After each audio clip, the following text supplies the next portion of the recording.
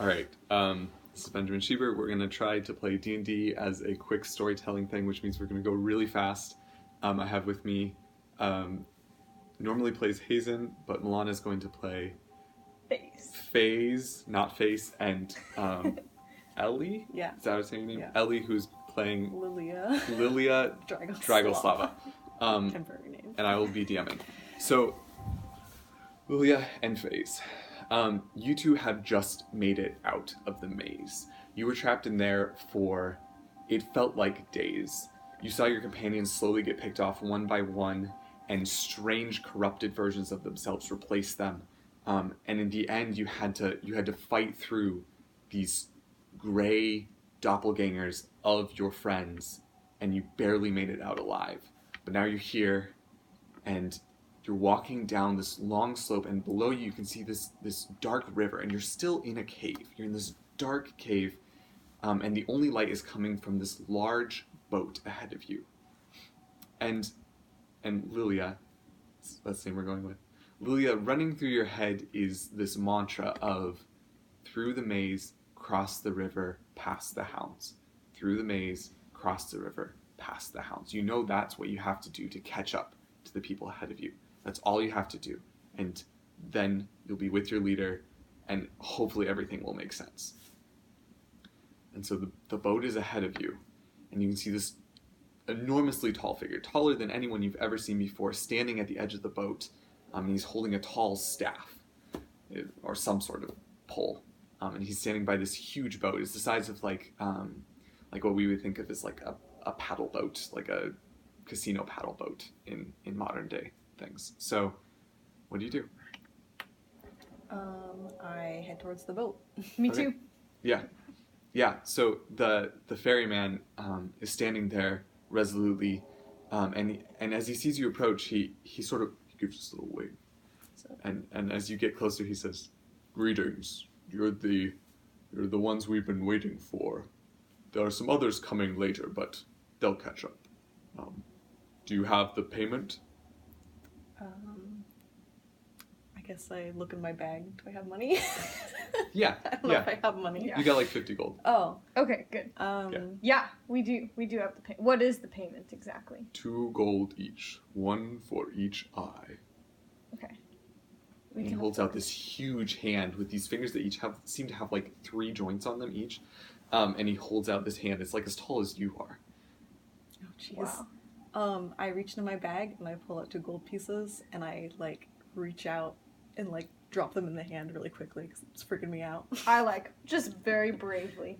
The fingers like curl like spiral in, and he puts it like in his little like breast pocket. Oh, my character is thoroughly disgusted. And then he puts his hand down and he says, "Get on. I will put you on board." Oh fuck. I jump. You jump on? Yeah. Okay. I very, very trepidatiously. I hold out my hand to you. Okay, I grab Phase's hand and I jump on really quick. Okay. Yeah, perfect. Let's get a quick description of each of your characters as this happens. So, what do you look like? I am a fairly tall warlock with a long cloak. Yeah. Black and red. And that's cloak. most of what we can see? Just eyes below that? Yep. Perfect. Okay. Hood. Okay. Yep. I am a fairly small green dragonborn with small curled horns, and That's very cute. Yeah, she's adorable.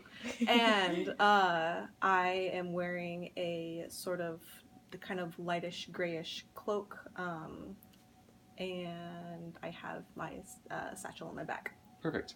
Yeah, so these 2 figures are raised up through the air, and you're gently placed on the deck of the ship. And then the ferryman picks up his staff, which you can now see is sort of a pushing oar, and he gets on this big platform on the back, and the whole ship goes in the water. And you can see that on the ship are a number of strange ephemeral passengers.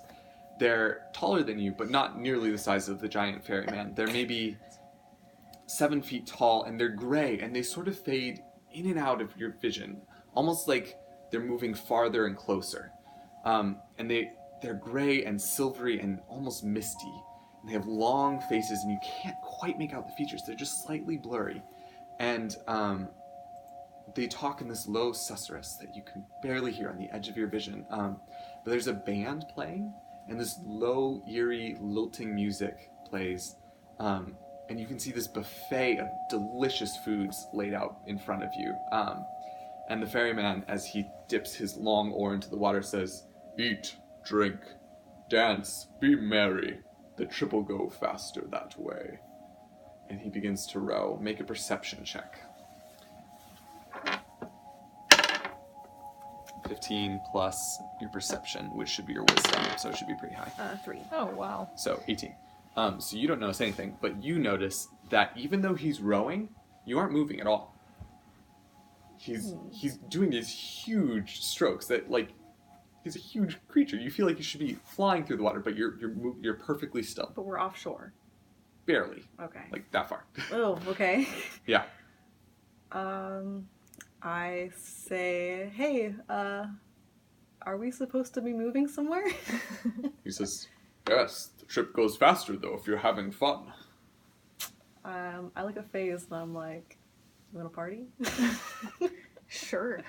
Although, I have heard that we're not supposed to eat or drink food in the Fae. Oh. Our From the food Fae. is delicious. Why would someone tell you that? I don't know. It's just what I've heard. Alright. I guess I'll... Is there anybody else we can see? You said there's people here? Just those strange, ephemeral passengers. They all look pretty much identical. These tall, gray stick figures that are... several of them are kind of dancing to the music that's playing. Okay. There are others, like, walking around with these little silver platters. Well, my character really wants to eat, because she, like... Oh, and the buffet is sumptuous. It's platters piled high with the most delectable, juicy-looking fruits. There's, like, an entire roast pig. There's, like, a bunch of little, like, canapes. It's amazing looking. Alright, well, I turn to FaZe and I'm like, well, I don't know if you noticed, but we're not going anywhere. And if he says it'll go faster if we, like, make merry, maybe we should go, I don't know, dance, since we can't eat anything? Yeah. Alright. Yeah, perfect. Okay, I ask FaZe to dance. Will you dance with me? I don't dance with Okay, you. we start dancing. Right. Oh, that's a beautiful picture. So we have... Are we like slow dancing? Oh, I'm very small and you're very tall, so it's very awkward. Oh, perfect. Yeah. Tiny little green dragonborn. I have to put my feet on your feet. Oh my gosh, It's great. so cute. Wonderful.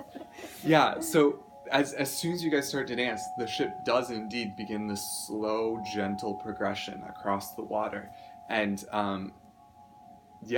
it's this strange, surreal image of this tiny green lizard-like dragonborn with a little green tail and horns standing on the feet of this tall warlock that's mostly just a black cloak with eyes, surrounded by these elegant, bizarre, twig-like dancing beings making their way across the dark, silent water. Perfect. You guys succeed on you solved my boat puzzle.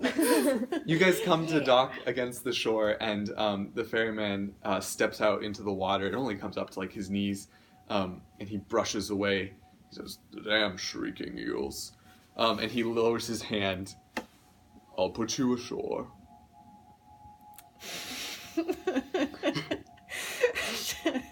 His hand is also like mottled gray and blue. Oh, I should let you know. She really doesn't want to get on this hand. Hey FaZe, can I hitch a ride? You jump on my back. I feel like we become closer during this ride. I'm comfortable with this. Okay, good. I'm also willing to take any advantage I can get. Alright, I'd step onto the hand. Perfect. You step on, and the ferryman lifts you up and gently deposits you on the other side. Alright, I get down off FaZe's back. Thanks. Yeah. You're welcome. And now it's a long slope up, but I think that's where we're going to stop for now, because I think that was probably the time that we have today. Okay, cool. Cool. Cool. Would you pause my video?